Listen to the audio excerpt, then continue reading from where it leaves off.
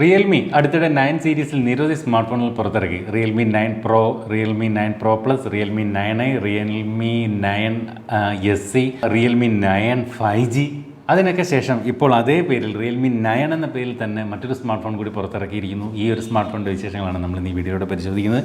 ആദ്യം നമുക്ക് ഈ ഒരു സ്മാർട്ട് ഫോൺ ഒന്ന് അൺബോക്സ് ചെയ്ത് എന്തൊക്കെയാണ് ഈ ഒരു ഫോണിൻ്റെ ബോക്സിനകത്തുള്ളതെന്നും എന്തൊക്കെയാണ് ഈ ഒരു ഫോണിൻ്റെ പ്രത്യേകതകളെന്നും ഒന്ന് പരിശോധിക്കാം. ഇതുപോലൊരു മഞ്ഞ ടിപ്പിക്കൽ ബോക്സിനകത്താണ് റിയൽമിയുടെ 9 എന്ന ഈ ഒരു സ്മാർട്ട് ഫോണും വരുന്നത്.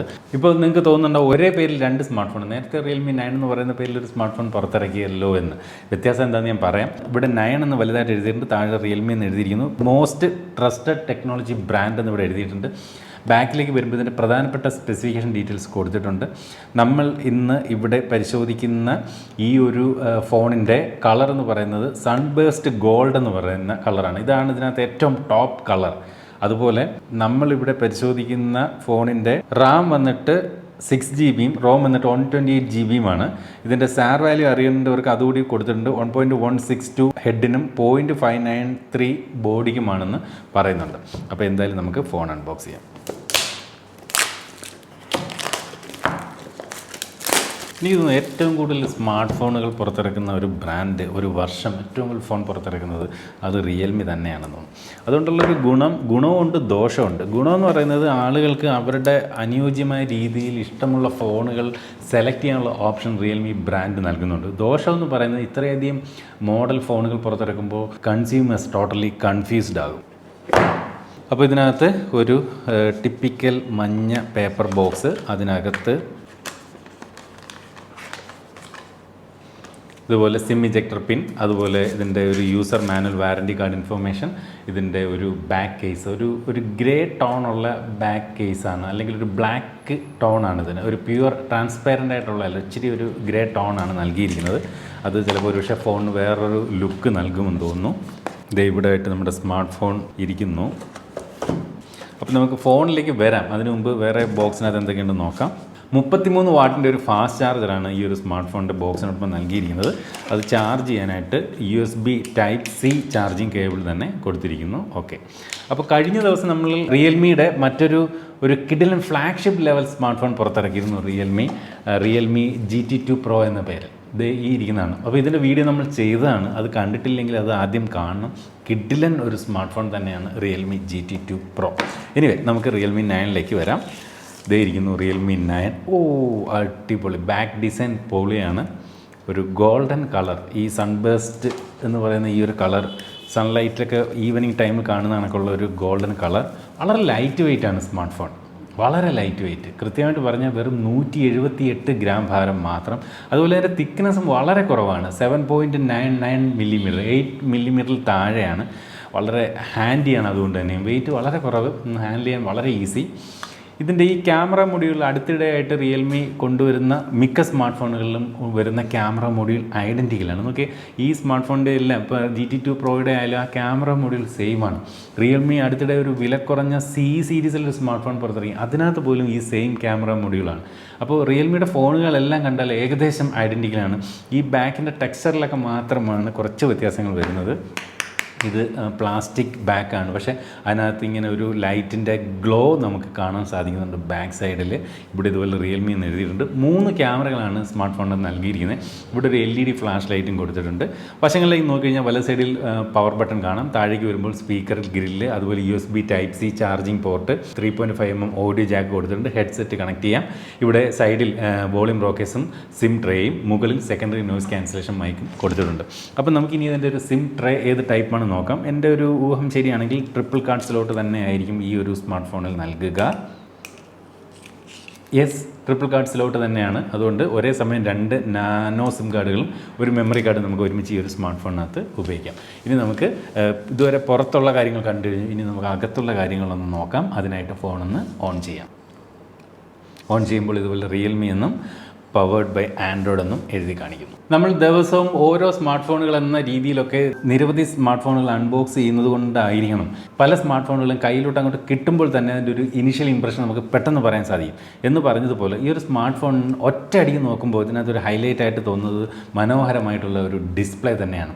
മികച്ച ഒരു ഡിസ്പ്ലേ എന്തായാലും ഈ ഒരു സ്മാർട്ട് ഫോണിനകത്ത് നൽകിയിട്ടുണ്ട്. ഇതൊരു ബജറ്റ് ഫ്രണ്ട്ലി ആയിട്ടുള്ള അല്ലെങ്കിൽ ഒരു മിഡ് റേഞ്ച് സെഗ്മെൻറ്റിലുള്ള ഒരു സ്മാർട്ട് ഫോൺ ആയിരിക്കും.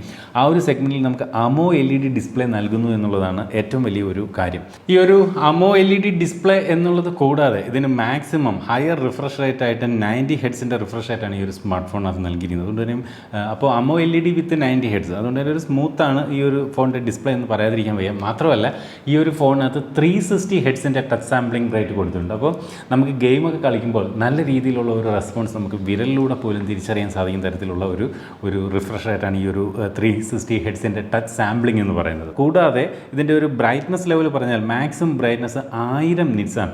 അപ്പോൾ ഈ ഒരു 1000 നിറ്റ്സ് ബ്രൈറ്റ്നസ് ഒക്കെ സാധാരണഗതിയിൽ ഒരു ഫ്ലാഗ്ഷിപ്പ് ലെവൽ ഫോണുകളിലാണ് 1000-ൽ അധികം ബ്രൈറ്റ്നസ് വരുന്നത്. അപ്പോൾ ബ്രൈറ്റർ ആയിട്ടുള്ള ഡിസ്പ്ലേ തന്നെ ഈ ഒരു സ്മാർട്ട് ഫോണിനകത്ത് കൊടുത്തിരിക്കുന്നു. അതും അമോ LED 90 ഹെഡ്സ് റിഫ്രഷ് റേറ്റ് എന്ന് പറയുന്നത്. അപ്പോൾ ഡിസ്പ്ലേ വിഭാഗം മനോഹരം തന്നെയാണെന്ന് പറയട്ടെ. അതുപോലെ ഫ്രണ്ട് ക്യാമറയും ഇതുപോലെ പഞ്ച് ഹോളാണ്, ലെഫ്റ്റ് സൈഡിലാണ് അതുള്ളത്. വലിയ വലിപ്പമൊന്നുമില്ല, ചെറിയൊരു സൈസ് മാത്രമേ ഉള്ളൂ എന്നുള്ളതും ഓർപ്പിക്കട്ടെ. അപ്പോൾ ഡിസ്പ്ലേ വിഭാഗം ഓക്കെയാണ്, അതുപോലെ ഡിസൈനും ഓക്കെ ആണെന്ന് പറയണം. ഇനി ഇതിൻ്റെ സോഫ്റ്റ്വെയർ സൈഡിലേക്ക് വന്നു കഴിഞ്ഞാലും വളരെ മനോഹരമാണ്. കാരണം ഇതിൻ്റെ ആൻഡ്രോയിഡ് വെർഷൻ എന്ന് പറയുന്നത് ലേറ്റസ്റ്റ് ആണ്. ആൻഡ്രോയിഡ് വെർഷൻ 12 തന്നെ ഈ ഒരു സ്മാർട്ട് ഫോണിനകത്ത് നൽകിയിട്ടുണ്ട് എന്നുള്ളതൊരു വലിയ കാര്യമാണ്. കൂടാതെ റിയൽമിയുടെ യൂസർ ഇൻ്റർഫേസ് ആയിട്ടുള്ള റിയൽമി UIയുടെയും ലേറ്റസ്റ്റ് വെർഷൻ റിയൽമി UI 3 ആണ് നൽകിയിരിക്കുന്നത്. അപ്പോൾ സോഫ്റ്റ്വെയർ സൈഡും ഈ ഒരു സ്മാർട്ട് ഫോൺ ഓക്കെയാണ്. പക്ഷേ ഇതിനകത്ത് സാധാരണ റിയൽമി സ്മാർട്ട് ഫോൺ, അത് റിയൽമിയുടെ ഫ്ലാഗ്ഷിപ്പ് ലെവൽ സ്മാർട്ട് ഫോൺ ആയാലും കുറച്ച് പ്രീ ഇൻസ്റ്റാൾ ആപ്ലിക്കേഷൻസ് വരാറുണ്ട്. ഇവിടെയും കാര്യങ്ങൾ മറിച്ചല്ല. സ്നാപ്ചാറ്റ്, അതുപോലെ മോജ്, ജോഷ്, ഇങ്ങനെ കുറച്ച് ആപ്ലിക്കേഷൻസ് ഇതിനകത്ത് പ്രീ ഇൻസ്റ്റാൾ ആണ്. പക്ഷേ ഞാൻ റിയൽമിയുടെ ഫോണുകളുടെ വീഡിയോ ചെയ്യുമ്പോൾ എല്ലായ്പ്പോഴും പറയാറുണ്ട്, ഇതിൻ്റെ ഒരു ഐക്കൺസ് പാക്കൊക്കെ ഇപ്പോൾ കണ്ടു കഴിഞ്ഞാൽ ഏകദേശം ഒരു പ്യുവർ ആൻഡ്രോയിഡ് പോലെ, ആ ഒരു ലുക്ക് വൈസ് ഇപ്പോൾ ഒരു പ്യുവർ ആൻഡ്രോയിഡ് പോലെ തോന്നുന്നുണ്ട് എന്നുള്ളതും ഓർപ്പിക്കട്ടെ. അതുപോലെ ഈ ഒരു സ്മാർട്ട് ഫോണിൻ്റെ ഫിംഗർ പ്രിൻറ്റും ഇത്തരത്തിൽ ഇൻ ഡിസ്പ്ലേയിലാണ് നൽകിയിരിക്കുന്നത്. സാധാരണ അമോ LED ഡിസ്പ്ലേ ആണെങ്കിലും പ്രൈസ് കുറയ്ക്കുന്നതിൻ്റെ ഭാഗമായിട്ട് ചില സ്മാർട്ട് ഫോണുകളെങ്കിലും സൈഡ് മൗണ്ടഡ് ആയിട്ട് നൽകാറുണ്ട്. പക്ഷേ ഇവിടെ അതും ചെയ്തില്ല. ഇൻ ഡിസ്പ്ലേയിൽ ഫിംഗർ പ്രിൻറ്റ് കൊടുത്തിരിക്കുന്നു എന്നുള്ളതും ഒരു വലിയ കാര്യമായിട്ട് തന്നെ എടുത്തു പറയട്ടെ. അത് നല്ല ഒരു റെസ്പോൺസ് നൽകുന്നുണ്ട്. നമ്മളിപ്പോൾ ഇവിടെ ഫിംഗർ പ്രിൻറ്റ് ഇങ്ങനെ എൻറോൾ ചെയ്യുമ്പോൾ തന്നെ ഒരുവിധം ഒരു റെസ്പോൺസ് നമുക്കിവിടെ ലഭിക്കുന്നത് അറിയാൻ സാധിക്കുന്നുണ്ട്. ബ്ലൂടൂത്ത് വെർഷൻ 5.1 നൽകിയിരിക്കുന്ന ഈ ഒരു സ്മാർട്ട് ഫോണിനകത്ത് ഡ്യുവൽ ബാൻഡ് വൈഫൈ സപ്പോർട്ട് നൽകിയിട്ടുണ്ട്. അപ്പോൾ ആ കാര്യങ്ങളെല്ലാം ഓക്കെയാണ്. അതുപോലെ ഈ ഒരു സ്മാർട്ട് ഫോണിൻ്റെ ഒരു പെർഫോമൻസ് സൈഡിലേക്ക് വന്നു കഴിഞ്ഞാൽ ഇതിനകത്ത് ക്വാൽകോം സ്നാപ്ഡ്രാഗൺ 680 എന്ന് പറയുന്ന 6nm പ്രോസറാണ് ഇതിനകത്ത് നൽകിയിരിക്കുന്നത്. അപ്പോൾ ഇതൊരു 4G പ്രോസറാണ്. അപ്പോൾ റിയൽമി 9 എന്ന പേരിൽ രണ്ട് ഫോണൊന്നും നേരത്തെ ഞാൻ ആദ്യം തുടക്കത്തിൽ പറഞ്ഞു, അതാണ് ഇതിൻ്റെ ഒരു പ്രത്യേകത. നേരത്തെ ഇറങ്ങിയ റിയൽമി 9 എന്ന് പറയുന്നത് 5G ആയിരുന്നു. ഇത് റിയൽമി 9 4G ആണ്. അപ്പോൾ ഇപ്പോൾ നിലവിലൊരു 5G വേണ്ടാത്തവർക്ക് ഒരു 4Gയിൽ ഒരു മികച്ച ഓപ്ഷൻ എന്ന നിലയിൽ നമുക്ക് റിയൽമി 9 4G എടുക്കാം. അപ്പോൾ എപ്പോഴും ഒരു 5G ഫോണിലേക്ക് മാറുമ്പോൾ 5Gയുടെ പ്രോസറിന് എങ്ങനെയായാലും പ്രൈസ് കൂടുതലാണ് 4G പ്രോസസ്സറുകളേക്കാൾ. അപ്പോൾ അവിടെ ഉണ്ടാകുന്നൊരു പ്രശ്നം, നമ്മളിപ്പോൾ ഒരു 5G ഫോൺ എടുത്തു കഴിഞ്ഞാൽ നമ്മൾ മറ്റ് പല കാര്യങ്ങളിലും നമ്മൾ കുറേ വിട്ടുവീഴ്ചകൾ ഫോണിൻ്റെ ഭാഗത്ത് വരുത്തേണ്ടി വരും. 5G പ്രോസർ ആയിരുന്നെങ്കിൽ ഉറപ്പായിട്ടും ഇതിനകത്ത് അമോ LED ഡിസ്പ്ലേ വരില്ല. പകരം ഈ ഒരു പ്രൈസ് റേഞ്ചിൽ ഒരു LCD ഡിസ്പ്ലേ വരും. അപ്പോൾ നമുക്ക് ഇതിനകത്ത് അമോ LED ഡിസ്പ്ലേ കിട്ടുന്നുണ്ട്, 90 ഹെഡ്സിൻ്റെ റിഫ്രഷ് റേറ്റ് കിട്ടുന്നുണ്ട്, അങ്ങനെ എല്ലാ കാര്യങ്ങളും ഓക്കെയാണ്. അപ്പോൾ ആ ഒരു 5G അല്ലാത്തത് കൊണ്ടാണ് മറ്റ് പല ഡിപ്പാർട്ട്മെൻറ്റ് അല്ലെ പല ഭാഗങ്ങളിലും നമുക്കൊരു അപ്പർ ഹാൻഡ് ഈ ഒരു ഫോണിനകത്ത് ലഭിക്കുന്നത് എന്ന് ഓർമ്മിച്ചുകൊള്ളട്ടെ. അതുപോലെ ഈ ഒരു സ്മാർട്ട് ഫോൺ 2 വ്യത്യസ്ത വേരിയൻറ്റുകളാണ് ലഭിക്കുക. 6GB RAM 128GB Intel memory, 8GB 128GB Intel memory. മാത്രമല്ല ഇപ്പോൾ ഇത് 6GB RAM വേരിയൻ്റ് ആണ്. ഈ 6GB റാമിൽ പോലും നമുക്ക് അപ് ടു 5GB വരെ വീണ്ടും റാം എക്സ്പാൻഡ് ചെയ്യാനുള്ള ഒരു ഓപ്ഷനും ഈ ഒരു സ്മാർട്ട് ഫോണിനകത്ത് നൽകിയിട്ടുണ്ട്. ഈ ഒരു ഫോണിനകത്ത് റാം ടൈപ്പ് എന്ന് പറയുന്നത് LPDDR4X സ്റ്റോറേജ് ടൈപ്പ് എന്ന് പറയുന്നത് UFS 2.1 ആണ്. അപ്പോൾ ഈ ഒരു 680 എന്ന് പറയുന്ന പ്രോസസ്സർ, അതൊരു നേരത്തെ പറഞ്ഞ 6nm പ്രോസറാണ്. നല്ല എഫിഷ്യൻ്റ് ആയിട്ടുള്ളൊരു പ്രോസറാണ്, മറ്റ് പ്രശ്നങ്ങളൊന്നുമില്ല, നല്ലൊരു പെർഫോമൻസ് അതുകൊണ്ട് തന്നെ ഈ ഒരു സ്മാർട്ട് ഫോൺ കാഴ്ചവെക്കും. സാധാരണ ഇതുപോലെ ആപ്പ് ഓപ്പൺ ചെയ്യുന്നതിനും ക്ലോസ് ചെയ്യുന്നതിനും വലിയ ലാഗോ അങ്ങനെയുള്ള ഇഷ്യൂസോ ഒന്നും ഈ ഒരു സ്മാർട്ട് ഫോണിനകത്തില്ല. മറ്റു പ്രശ്നങ്ങളൊന്നും ഈ ഒരു പ്രോസർ സൃഷ്ടിക്കില്ല. അടുത്തായിട്ട് ഇതിൻ്റെ ഒരു ക്യാമറ ഡിപ്പാർട്ട്മെൻറ്റിലേക്ക് വന്നു കഴിഞ്ഞാൽ ഫോണിൻ്റെ ബാക്ക് സൈഡിൽ ഇത്തരത്തിൽ 3 ക്യാമറകളാണ് നൽകിയിരിക്കുന്നത്. അതിൽ പ്രൈമറി ക്യാമറ ഇന്ന് ലഭ്യമായിട്ടുള്ള വെച്ച് ഏറ്റവും മികച്ച സെൻസർ 108 മെഗാ പിക്സലിൻ്റെ സെൻസറാണ് നൽകിയിരിക്കുന്നത്. അതും സാംസങ്ങിൻ്റെ HM6 എന്ന് പറയുന്ന സെൻസറാണ് ഈ ഒരു ഫോണിൻ്റെ പ്രൈമറി സെൻസറായിട്ട് നൽകിയിരിക്കുന്നത്.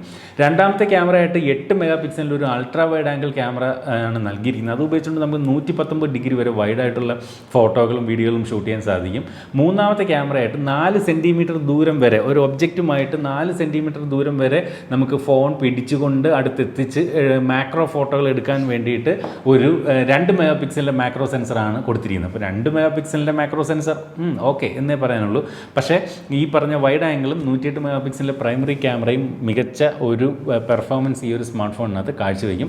ഇനി സെൽഫി എടുക്കാനായിട്ട് ഇത്തരത്തിൽ പഞ്ച് ഹോളിലായിട്ട് 16 മെഗാ പിക്സലിൽ ഒരു സെൽഫി സെൻസറാണ് ഈ ഒരു സ്മാർട്ട് ഫോണിനകത്ത് നൽകിയിരിക്കുന്നത്. ഇതിനകത്ത് ക്യാമറ ആപ്പിലേക്ക് വരുമ്പോൾ ഇതുപോലെ സ്ട്രീറ്റ് എന്ന് പറയുന്ന ഒരു മോഡ് പുതുതായിട്ട് ഇൻട്രൊഡ്യൂസ് ചെയ്തിരിക്കുന്നതായിട്ട് കാണാം. അതായത് സ്ട്രീറ്റ് ഫോട്ടോഗ്രാഫിക്ക് വേണ്ടിയിട്ടുള്ള ഒരു ഓപ്ഷനാണ് ഇത്തരത്തിൽ ഈ ഒരു സ്മാർട്ട് ഫോണിനകത്ത് നൽകിയിരിക്കുന്നത്. അതുപോലെ ഇതിൻ്റെ ബാക്ക് ക്യാമറ ഉപയോഗിച്ചുകൊണ്ട് നമുക്ക് മാക്സിമം 1080pയിൽ 30 frames per second വരെയുള്ള വീഡിയോകളെ ഷൂട്ട് ചെയ്യാൻ സാധിക്കും. അതുപോലെ ഫ്രണ്ട് ക്യാമറ ഉപയോഗിച്ചുകൊണ്ടും മാക്സിമം നമുക്ക് 1080pയിൽ 30 frames per second വരെയുള്ള വീഡിയോകളെ ഷൂട്ട് ചെയ്യാൻ സാധിക്കും. 4K റെസൊല്യൂഷൻ സപ്പോർട്ട് ഈ ഒരു സ്മാർട്ട് ഫോണിനകത്ത് നൽകിയിട്ടില്ല. ഇനി ഇതിൻ്റെ ഒരു ബാറ്ററി സൈഡിലേക്ക് വന്നു കഴിഞ്ഞാൽ 5000 mAh ബാറ്ററിയാണ് ഈ ഒരു സ്മാർട്ട് ഫോണിനകത്ത് കരുത്ത് പകരുന്നത്. ഓക്കെയാണ്, കുഴപ്പമില്ല.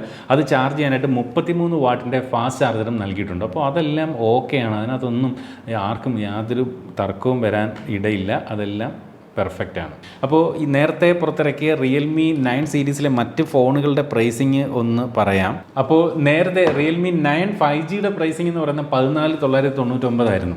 അപ്പോൾ എൻ്റെ ഒരു ഊഹം ശരിയാണെങ്കിൽ ഏകദേശം ആ ഒരു പ്രൈസ് റേഞ്ചിൽ തന്നെ ആയിരിക്കും റിയൽമി 9 4Gയും വിൽക്കാനുള്ളൊരു സാധ്യത. അപ്പോൾ ഈ ഒരു സ്മാർട്ട് ഫോണിനകത്ത് ഞാൻ നോക്കിയിട്ട് മനോഹരമായിട്ടുള്ള ഡിസൈൻ കുഴപ്പമില്ല, അതുപോലെ മനോഹരമായിട്ടുള്ള ഡിസ്പ്ലേ വിത്ത് AMOLED 90 Hz refresh rate, battery side ഓക്കെയാണ്, 5000 mAh വിത്ത് 33 വാട്ടിൻ്റെ ഫാസ്റ്റ് ചാർജർ, സോഫ്റ്റ്വെയർ സൈഡ് ഓക്കെയാണ്, ആൻഡ്രോയിഡ് 12 വിത്ത് റിയൽമി UI 3. അങ്ങനെ പ്രോസസ്സർ സൈഡ് നോക്കി കഴിഞ്ഞാലും ഓക്കെയാണ്, കുഴപ്പമില്ല, മീഡിയം പെർഫോമൻസ് ആണ്. അങ്ങനെ എല്ലാ കാര്യങ്ങളിലും ഒരു മീഡിയം ആണ്. അല്ല, ഡിസ്പ്ലേ ഒക്കെ മീഡിയത്തിന് മുകളിലാണെന്നും ഓർപ്പിക്കട്ടെ. ക്യാമറ ഡിപ്പാർട്ട്മെൻറ്റിലേക്ക് വരുമ്പോൾ 108 മെഗാ പിക്സലിൻ്റെ primary camera, selfie 16 mega pixel, അങ്ങനെ എല്ലാ കാര്യങ്ങളിലും ഒരു ഡീസൻസി എന്തായാലും ഈ ഒരു സ്മാർട്ട് ഫോണിനകത്ത് കീപ്പ് ചെയ്യുന്നുണ്ട്. എസ്പെഷ്യലി ഇതിൻ്റെ ഒരു ലൈറ്റ് വെയ്റ്റും ലൈറ്റായിട്ടുള്ള ഒരു സ്മാർട്ട് ഫോൺ, തിക്നെസ്സും വളരെ കുറവാണ്, ഡിസൈൻ വൈസും എല്ലാം ഓക്കെയാണ്. വലിയൊരു നെഗറ്റീവ് ഒന്നും എനിക്ക് ഈ ഒരു ഫസ്റ്റ് ഇംപ്രഷനിൽ തോന്നിയില്ല.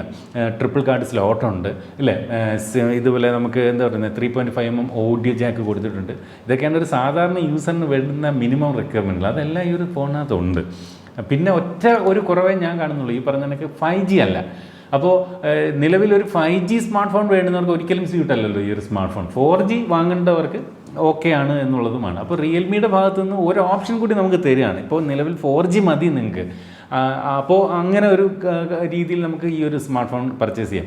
പക്ഷേ നിങ്ങൾക്ക് ഇപ്പോൾ റിയൽമിയുടെ തന്നെ ഈ 9 5G വാങ്ങിക്കഴിഞ്ഞാൽ ഈ പറഞ്ഞ ഈ ഒരു ഫോണിനകത്തുള്ള പല കാര്യങ്ങൾക്കും വിട്ടുവീഴ്ച ചെയ്തുകൊണ്ട് വേണം റിയൽമി 9 5Gയിലേക്ക് പോകാൻ. നമ്മുടെയൊക്കെ നാട്ടിലേക്ക് എന്ന് 5G വരും എന്നുള്ളതായിരിക്കും ഈ ഒരു സ്മാർട്ട് ഫോണിൻ്റെ വിജയത്തെ പ്രധാനമായിട്ടും ആശ്രയിക്കുന്നതെന്ന് ഓർമ്മിച്ചുകൊണ്ട് ഇതുപോലെ മനോഹരമായിട്ടുള്ള മറ്റൊരു പ്രോഡക്റ്റിൻ്റെ വിശേഷമായിട്ട് നമുക്ക് അടുത്ത വീഡിയോയിൽ വീണ്ടും കാണാം. അതുവരെ സ്റ്റേ സേഫ്, ബൈ.